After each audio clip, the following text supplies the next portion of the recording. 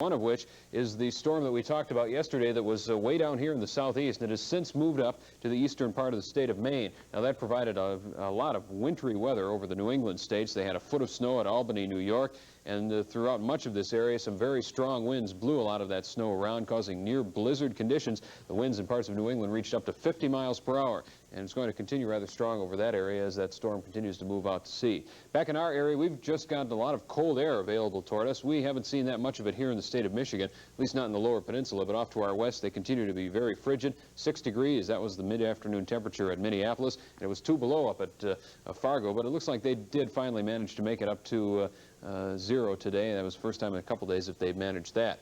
Now, there's another storm system that we're watching. It's centered down here in Oklahoma. It's producing a band of snow, the heaviest of which has generally been through the northern part of Missouri, parts of Iowa, and then in through Nebraska in sort of fashion like this. Valentine, Nebraska picked up 7 inches of snow from that storm there, and amounts of 4 inches were common, and again, near blizzard conditions due to 45-mile-per-hour winds out there. Now, this storm is forecast to take a track well to our south.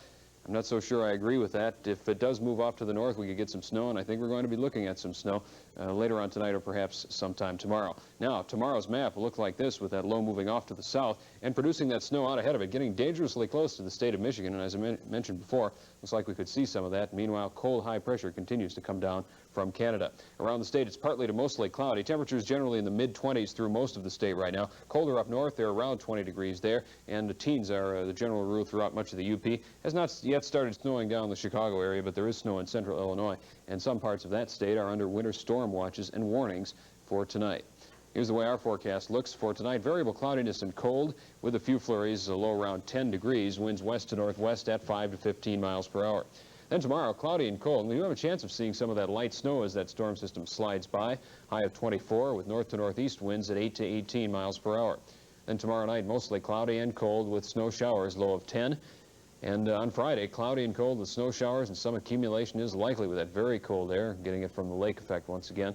Friday's high will be around 20 degrees. So all in all, it looks like we now have a rather cold and possibly a snowy pattern coming up for the next couple of days, and it's worth about a 60% on the confidence scale.